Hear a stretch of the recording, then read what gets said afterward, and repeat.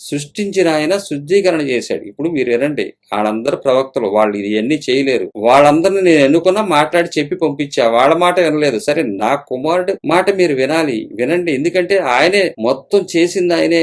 కాబట్టి మీ పాపాలు కూడా శుద్ధీకరణ చేస్తున్నాడు. శుద్ధీకరణ చేసి తెలియపరుస్తుంది ఏంటంటే, ఈ విధమైనటువంటి జీవితాన్ని మీరు కలిగి ఉన్నప్పుడు ఈ లోక విషయంలో దేన్ని సంపాదించుకోకుండా ఉన్నదాంతో సరిపెట్టుకుంటూ ఒకరికొకరు సహాయ సహకారాలు అందించుకుంటూ ముందుకు వెళ్ళినట్లయితే ఆయన చేసిన పనికి సార్థకం అవుతుంది, శుద్ధీకరణం జరుగుతుంది. మీకు హృదయాల్లో జబ్బు ఉందే, డబ్బు సంపాదించాలన్న డబ్బు ఆలోచన ఉందే, అది దూరం అవుతుంది. ఆ డబ్బు మీద ఉన్నటువంటి మమకారం పోయి మనుషుల్ని ప్రేమించడం మొదలు పెడతారు. ఈ రోజు డబ్బు గురించే కదా కొట్టుకు సచ్చేది, ఆస్తుల గురించే కదా కొట్టుకు సచ్చేది.